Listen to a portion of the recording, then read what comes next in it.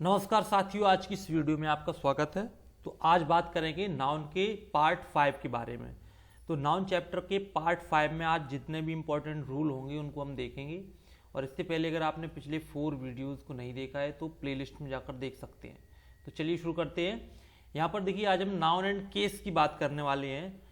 Noun और उसके case. अब केस कितने प्रकार के होते हैं तो उनको हम चलिए समझ लेते हैं। तो यहाँ पर फर्स्ट यहाँ पर दिया गया है नॉमिनेटिव और सब्जेक्टिव केस। तो नॉमिनेटिव केस क्या होता है कि एक नाउन जो किसी वाक्य में सब्जेक्ट का कार्य करता है उस नाउन को हम सब्जेक्टिव केस या फिर नॉमिनेटिव केस कहते हैं। कोई भी सेंटेंस दिया जाएगा और सेंटेंस में जो भी वाक्य का सब्जेक्ट होगा उस सब्जेक्ट को अगर वो नाउन है तो सब्जेक्टिव केस होगा या नॉमिनेटिव केस होगा। जैसे यहाँ पर एक एग्जाम्पल दिया गया है, Ravi bought a pretty dress last year. अब यहाँ पर जो रवि वर्ड दिया गया है वो एक नाउन है और ये नॉमिनेटिव केस में है। ठीक है, तो नॉमिनेटिव केस का आप ध्यान रखिएगा। चलिए ऑब्जेक्टिव केस की बात करते हैं। अब ऑब्जेक्टिव केस क्या है कि वह नाउन जो किसी वाक्य में ऑब्जेक्ट का कार्य करता है तो उस नाउन के केस को हम ऑब्जेक्टिव केस कहते हैं। तो नाउन फिर से होगा यहाँ पर और वो ऑब्जेक्टिव केस में होगा। ऑब्जेक्टिव केस का मतलब ये होता है कि किसी व्यक्ति के ऊपर या किसी व्यक्ति या किसी वस्तु के ऊपर कोई कार्य किया जा रहा है तो उसको हम ऑब्जेक्टिव केस कहेंगे। और सब्जेक्टिव केस में मैंने क्या बताया था, सब्जेक्टिव या नॉमिनेटिव केस में क्या होगा कि कोई व्यक्ति या वस्तु वो खुद ही कार्य कर रहा है या वो सब्जेक्ट के रूप में है।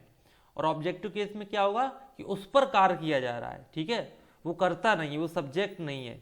तो यहाँ पर एग्जाम्पल के माध्यम से देखते हैं, the teacher gave jolly a book yesterday. अब यहाँ पर जो जॉली वर्ड दिया गया है ये ऑब्जेक्टिव केस में है या फिर ये ऑब्जेक्ट है। ठीक है, तो टीचर ने जॉली को एक बुक दी कल। तो यहाँ पर जॉली क्या है, ऑब्जेक्टिव केस है या फिर ये ऑब्जेक्ट में है। राइट, तो अभी हम सबसे पहले केस को समझ लेते हैं, इसके बाद इससे जुड़े जो भी रूल्स होंगे उनको हम देखेंगे। तो चलिए यहाँ पर दूसरा देखते हैं, पजेसिव केस। अभी हमने सब्जेक्टिव केस, ऑब्जेक्टिव केस और अब यहाँ पर पजेसिव केस की बात की जाएगी। तो पजेसिव केस क्या है कि जब हमें किसी नाउन का किसी वस्तु पर अधिकार या स्वामित्व का बोध कराना होता है तो उस नाउन के जिस केस का हम प्रयोग करते हैं तो उसे हम पजेसिव केस कहते हैं। अब पजेसिव केस में कोई भी नाउन होगा, कोई व्यक्ति होगा, उसका अगर हम अधिकार प्रकट करते हैं किसी वस्तु पर या किसी वस्तु पर, ठीक है, वस्तु या व्यक्ति किसी पर भी हम अधिकार प्रकट करने की बात करते हैं तो पजेसिव केस का यहाँ पे यूज किया जाएगा। अब देखिए पजेसिव केस में यहाँ पर 2 एग्जाम्पल दिए गए हैं, सिद्धूज क्लोथ्स आर वेरी प्रेटी। अब यहाँ पर सिद्धू में जो अपोस्ट्रॉफी एस दिया लगा हुआ है, यहाँ पर ये देखिए कॉमा ऊपर लगा हुआ है और एस लगा हुआ है, ये अपोस्ट्रॉफी एस है और ये पजेसिव केस में आता है। ठीक है, यानी कि सिद्धू के कपड़े बहुत ही प्रेटी है, अच्छे हैं। तो यहाँ पे पजेसिव केस का प्रयोग किया गया है नाउन के अंतर्गत। अब यहाँ पर एक और एग्जाम्पल दिया गया है, आई लाइक सलमान्स डांस। मुझे सलमान का डांस पसंद है। अब ये डांस किसका है, सलमान का है।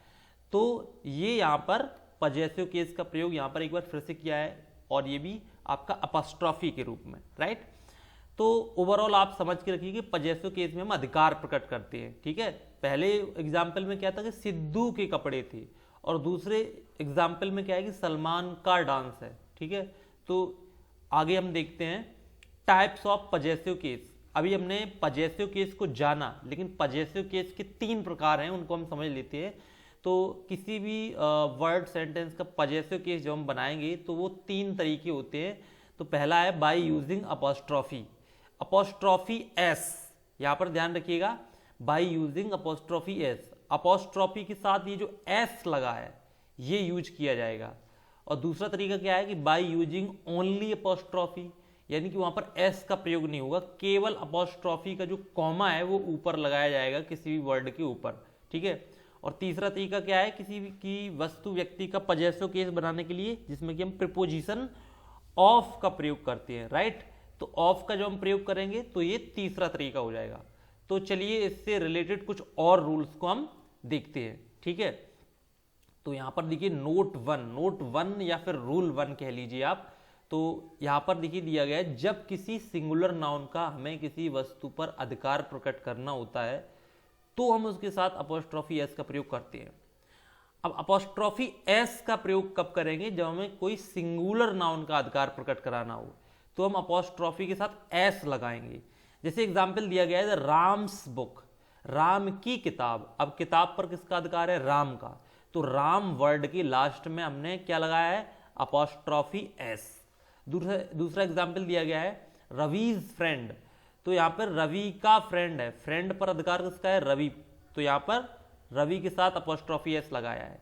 तीसरा देखिए डॉग्स टेल, कुत्ते की पूंछ। अब पूंछ किसकी है? कुत्ते की है, तो कुत्ते यानी कि डॉग वर्ड के बाद अपॉस्ट्रॉफी एस लगाया गया है। इसी प्रकार से यहाँ पर पीकॉक फीदर यानी मोर के पंख।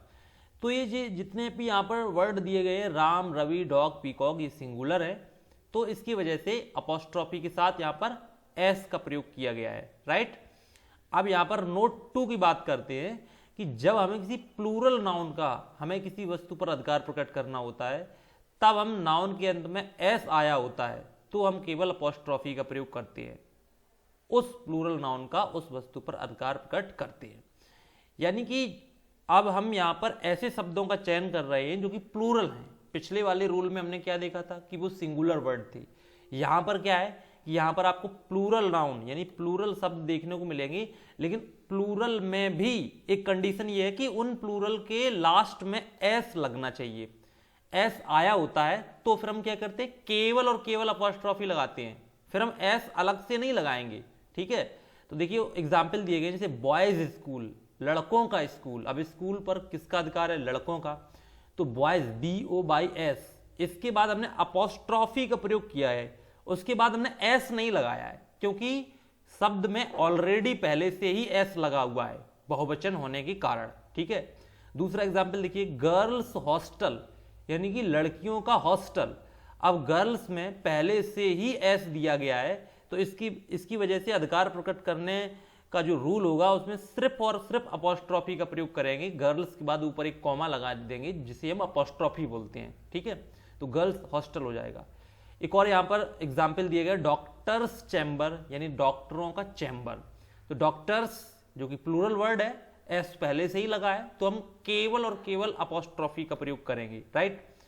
इसके बाद वर्कर्स डिमांड यानी कि मजदूरों की मांग। अब मांग किसकी है? मजदूरों की, तो इसकी वजह से हम केवल अपॉस्ट्रॉफी का प्रयोग करेंगे। अब नोट नंबर 3 देखिए या रूल नंबर 3 देखिए। अभी पिछले वाले रूल का यहां पर हम एक्सटेंशन देखेंगे कि परंतु जब हमें किसी प्लूरल नाउन का किसी वस्तु पर अधिकार प्रकट करना होता है परंतु उसके अंत में एस नहीं आया होता है तो हम अपॉस्ट्रॉफी एस का प्रयोग करके उस प्लूरल नाउन का अधिकार प्रकट करते हैं।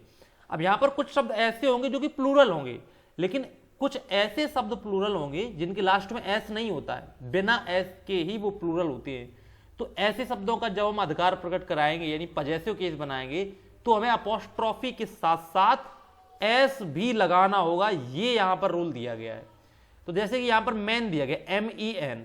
अब मैन वर्ड बिना एस के प्लूरल है यानी मैन के बाद हमें एस लगाने की जरूरत नहीं पड़ती है प्लूरल बनाने के लिए, ये MEN के साथ ही प्लूरल है। तो इसका जब हमें अधिकार प्रकट कराना होगा तो हम अपॉस्ट्रॉफी के साथ एस जरूर लगाएंगे, ठीक है। तो ये होगा मेंस पार्लर, ठीक है, आदमियों का पार्लर। Children's hospital. अब चिल्ड्रन जो वर्ड दिया गया है, चिल्ड्रन के लास्ट में एस लगाने की कोई जरूरत नहीं होती है, बिना एस के ही ये प्लूरल है और इसकी वजह से हमें इसका जब हम पजेसिव केस बनाएंगे अपॉस्ट्रॉफी के माध्यम से तो हमें अपॉस्ट्रॉफी के साथ एस लगाना पड़ेगा, राइट। इसी प्रकार से विमेंस हॉस्पिटल की यहाँ पे बात की गई है। तो इस रूल में हमने ये जाना कि कुछ प्लूरल वर्ड ऐसे होते हैं जिनमें एस नहीं लगा होता है तो हमें अपॉस्ट्रॉफी के साथ एस लगाना पड़ेगा, जबकि पिछले रूल में क्या था कि कुछ शब्द प्लूरल ऐसे हैं जिनके लास्ट में एस होता है ऑलरेडी तो हमें उसके साथ सिर्फ और सिर्फ अपॉस्ट्रॉफी लगानी पड़ती थी, एस नहीं लगती थी, राइट। चलिए आगे यहां पर हम देखते हैं रूल नंबर 4 या नोट नंबर 4। सामान्यतः जब हमें किसी निर्जीव वस्तु का किसी वस्तु पर अधिकार प्रकट कराना होता है तो उस निर्जीव वस्तु का किसी वस्तु पर अधिकार प्रकट करने के लिए हमें ऑफ प्रपोजिशन का प्रयोग करते हैं। तो ऐसी कंडीशन में हमें ऑफ का प्रयोग करना होगा, हमें अपॉस्ट्रॉफी का प्रयोग नहीं करना होगा। अपॉस्ट्रॉफी का प्रयोग सामान्यतः हमें सजीव व्यक्तियों या जीवों के लिए हम उसका प्रयोग करते हैं, लेकिन जो चीजें निर्जीव होंगी उनके लिए हमें अपॉस्ट्रॉफी के बजाय ऑफ प्रपोजिशन का प्रयोग करेंगे, वहां पर अपॉस्ट्रॉफी गलत हो जाएगा। जैसे कि the fan of the room. अब यहां पे रूम्स फैंस नहीं लिखेंगे, रूम के बाद अपॉस्ट्रॉफी लगा के फैन लिखेंगे तो वो गलत हो जाएगा, ठीक है। तो हम यहाँ पे ऑफ लगाएंगे, फैन ऑफ द रूम, या लेग ऑफ द टेबल। अब हमें यहाँ पे अपोस्ट्रॉफी लगाकर इस तरह से नहीं लिखना पड़ेगा कि टेबल्स लेग, टेबल के बाद अपोस्ट्रॉफी और लेग, वो गलत होगा। यहाँ पे हम ऑफ का प्रयोग करेंगे। इसी प्रकार से द बुक ऑफ लाइब्रेरी, यानी कि लाइब्रेरी की किताबें, हम इस तरह से नहीं लिख पाएंगे लाइब्रेरीज बुक, वो गलत हो जाएगा, ठीक है, क्योंकि निर्जीव है, उसकी वजह से हम ऑफ प्रपोजिशन का प्रयोग करते हैं, राइट। चलिए आगे देखते हैं। यहाँ पर एक नोट दिया गया है, वो आप ध्यान रखेंगे अपोस्ट्रॉफी के संबंध में जब हम पजेसिव केस का प्रयोग करते हैं, कि जब हमें यहाँ पर देखिए दिया गया है, जब हमें इंडेफिनिट प्रोनाउन, इंडेफिनिट प्रोनाउन का मतलब ये कि ऐसे प्रोनाउन जो कि अनिश्चित होते हैं, जिनके माध्यम से हमें किसी एग्जैक्ट नंबर ऑफ पर्सन या नंबर ऑफ थिंग्स की यहाँ पर जानकारी नहीं मिलती है। तो जब हमें इंडेफिनिट प्रोनाउन जैसे कि everybody, somebody, anybody, nobody, everyone, someone या नोवन, इन शब्दों के माध्यम से किसी वस्तु पर अगर हमें अधिकार प्रकट करना होता है तो हम इनके अंत में अपोस्ट्रोफी एस का प्रयोग करके इस वस्तु पर अधिकार प्रकट करते हैं, यानी इसमें हम अपोस्ट्रोफी एस लगाएंगे। जैसे एग्जांपल दिया गया है, my friend found someone's book yesterday. इसका मतलब क्या हुआ? इसका हिंदी में मतलब ये हुआ कि मेरे मित्र ने किसी की किताब कल पाई। अब किताब किसकी है? किताब किसी की है, समवन मतलब किसी की। तो समवन एक ऐसा सब्जेक्ट हो गया, ये वर्ड हो गया जिसका अधिकार है उस बुक पर, तो हमें समवन पर अपोस्ट्रोफी एस लगानी पड़ी। देखिए यहां पर दिया गया है समवंस बुक, ठीक है, someone's book.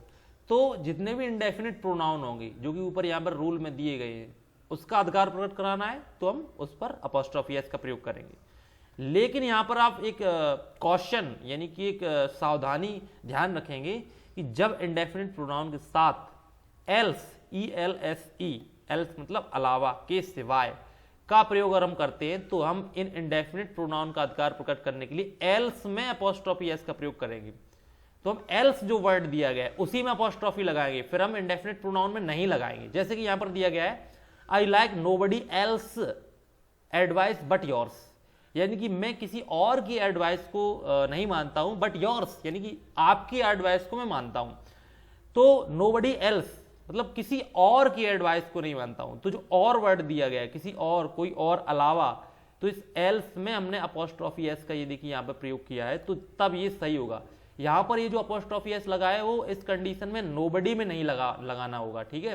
Nobody, somebody, anybody, इनमें तभी लगाएंगे जब एल्स यूज नहीं होगा। इस सेंटेंस में एल्स का यूज हुआ है तो हमें एल्स में अपोस्ट्रोफी एस लगानी होगी, ठीक है। तो इस सेंटेंस में आपको अपोस्ट्रोफी एल्स में लगानी होगी, ठीक है।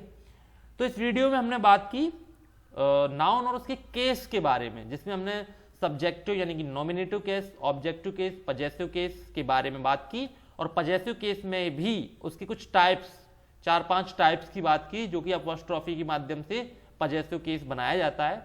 तो आई होप आपको इस वीडियो में पजेसिव केस की जानकारी मिली होगी जो कि नाउन चैप्टर के अंतर्गत आती है, और आगे भी हम नाउन चैप्टर के कुछ और वीडियोस आपको प्रदान करेंगे जिसमें कि कुछ और रूल्स की बात की जाएगी।